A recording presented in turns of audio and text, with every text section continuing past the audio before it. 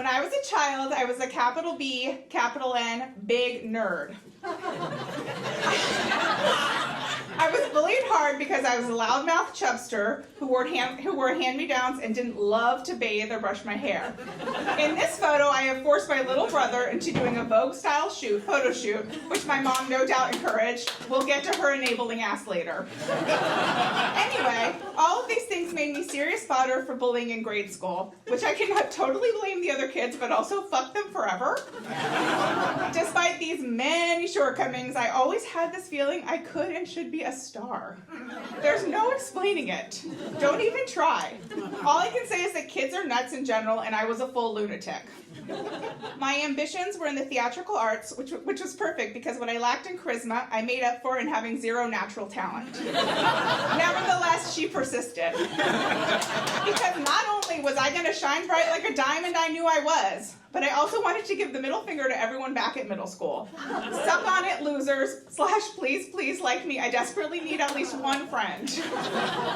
Encouraged by being cast in the chorus of a for-profit children's musical theater when I was 8, I began a love affair with performing. If I was cast out of all of those kids auditioning, didn't it mean that I had the elusive it?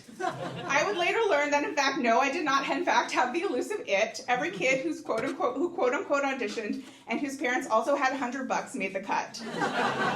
Here are some roles I played. A witch named Zucchini. I mean, honestly, I've never looked better. She's an icon. Then there's this sad, impoverished villager. Poor thing. Please note how I signed this picture, as I thought it would be worth a lot of money one day. And finally, here's me as a chorus member named Harry Ishmaelite in Joseph in the Amazing Technicolor Dreamcoat. True story. I was this racist stereotype, which was obviously really bad now, but was also really bad then. Why did nobody stop this? I mean, look at this. Yikes. All that being said, these meager and questionable roles didn't stop me from believing in myself so hard. And I have to say this is mainly because of my mom. My mom, bless her delusional heart, thought I could go all the way. All the way where? She did not know. But she did know I had to try. Plus, there was a much-needed break from the torturous middle school, so hey, I was all in. When I was 10 and asked to take a class called Auditioning for the Camera in downtown Alameda, aka Little Hollywood, aka very, very far from Hollywood, but the birthplace of peanut butter. I know. Oh, you have some Alamedians in the house. Give it up. Yes, Alex. Okay, anyway, my mom happily obliged. She said, baby, I don't know why you didn't want to do it sooner. You are meant to be on camera. I beamed, knowing her words to be true. So on the first day of auditioning for the camera, I rolled in ready to shine. First, you should know a little about acting classes for kids. They're basically glorified babysitting for kids with ADHD. The people who run these things are master scam artists. Truly, they are the original grifters, and we must respect and celebrate them. They figured out a way to make $300 a head based on everyone's misguided notion that their child is special. Most of his classes consisted of standing in circles and playing zip, zap, zop. And then the teacher would take like a 45-minute smoke break, and us kids would sit around and talk about our favorite audition monologues and whether we were more into Stella Adler or favored Lee Strasberg. These were my people. Finally fitting in felt so good. Even if some of these people I fit in with sustained a classic mid-Atlantic accent for the entire class. Keep in mind, the Strasberg-Adler combo was a real one I had with an 8-year-old, who then proceeded to get on camera and nervously eat his boogers until our exasperated teacher yelled cut. At which point he got off camera and continued to eat his boogers. This is true, I remember him well. He's actually pretty successful today and works in LA. His name is Peter Dinklage. Just kidding. Just kidding, he's some dumb writer who fucking cares about him. I also love my fully checked out teacher. Let's call her Miss Carrie because I don't remember her real name, which what the fuck, Laura? Have some damn respect. I mean, can you imagine? This poor woman probably went to Juilliard and she somehow ended up teaching Ophelia's mad scene to a troupe of tiny lunatics. Or maybe she was just some drifter. Either way, I feel bad for her today. At our final auditioning for the camera session, Miss Carey taped us all and told us she was sending them to casting agents in Los Angeles. Looking back, I should have immediately suspected this was bullshit. This teacher was a 6-year-old woman teaching bad improv to preteens. How did she have a slew of glamorous agent friends?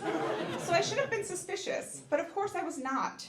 I went home and waited for Hollywood to call. And here's the craziest part, you guys. Hollywood did call. Turns out Miss Carey did have some connections, and one of them just so happened to be casting for Roseanne's sassy fat kid neighbor. And guess who was perfect for the role?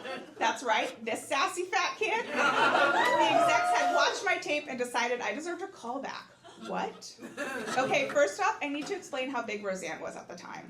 She was the queen of television and she was my everything. Of course, representation for fat people on TV is almost always a joke and always terrible. But Roseanne was a fat woman who wasn't the butt of jokes. She was the maker of jokes. She was it, and this was huge. Let us not talk about what she was up to today. So I was flown to LA first class, JK, it was Southwest, where every seat is first class / terrible the worst, and I was immediately taken to get headshots. You guys, taking headshots is so fucking fun. Here I am giving cute and approachable glam. Here I am giving pure sex. Here I am jauntily tipping my straw hat to camera while wearing gray sweatpants. What is this look? She doesn't know, and I still don't. That night, the agent took me and my mom to Spago's, and I got to see James Earl Jones eating a bowl of spaghetti. I wanted to take a pic very badly, but I didn't want to act weird around one of my colleagues, so I abstained.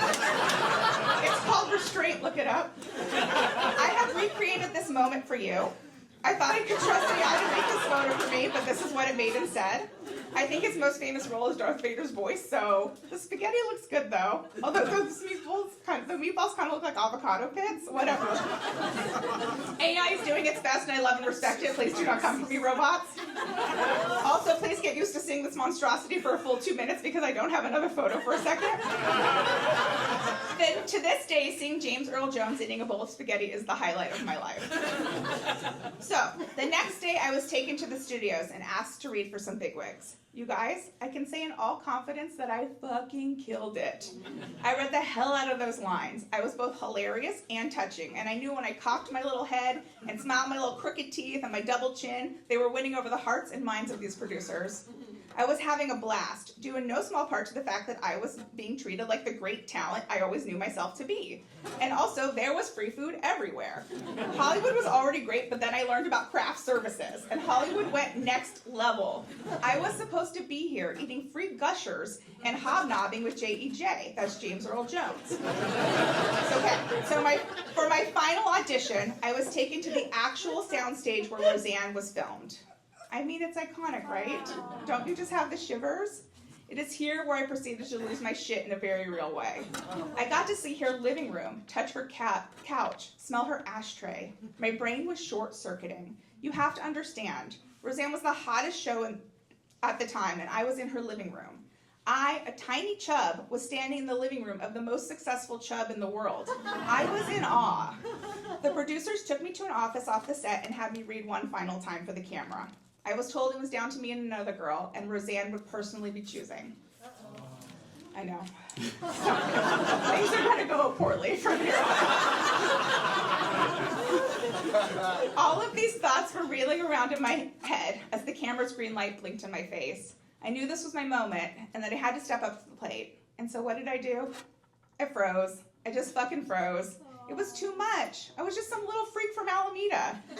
I should be back on the island, hoovering peanut butter in my mouth. I shouldn't be here, one step from stardom. Maybe I didn't have the elusive it. I stared at the camera and recited the lines like a robot, and then I asked to lay down, preferably near the snacks. We were immediately put back on a plane from Burbank to Oakland, and then, just as I had known that my auditioning for camera audition would be my ticket to Hollywood, this would be my ticket out. A few days later, we got a call from the agent. Roseanne didn't want me. I was too green. The role ended up going to some other girl, and they dropped me immediately with the instruction to take more acting classes and maybe one day they could help me. I was distraught. A big part of me was doing this to rub it in the faces of the people who bullied me at school. Excuse me. Without that, what good was any of this? I was upset, I was inconsolable, and I had to go back to class as a loser normie who still had tangled hair and sometimes smelled like a public restroom. Sorry, I'm just being honest. Anyway, what is this girl to do? Well, the answer is I went back to school and lied my face off about being cast. Thank you, acting lessons. The kids were either very impressed, very skeptical, or very much did not give a shit. Either way, it was all good because I switched schools the next year, and by the time anything would air, I'd already be 2 counties over and a lifetime away, and I could just be the crazy girl who lied to all of Lincoln Middle School about being cast in Roseanne. I'll take it. And now guess what? I work in Hollywood, and I get to write TV sometimes, and I create stories, and sometimes I even get to be involved in casting, and guess who I cast? The fat little weirdos from the middle of nowhere with nothing but big buck teeth and a dream. And as for Roseanne, months later, I was watching that episode. My mom immediately changed the station with absolute disgust, saying, that girl just doesn't have it. Give it up for Laura Hooper Beck!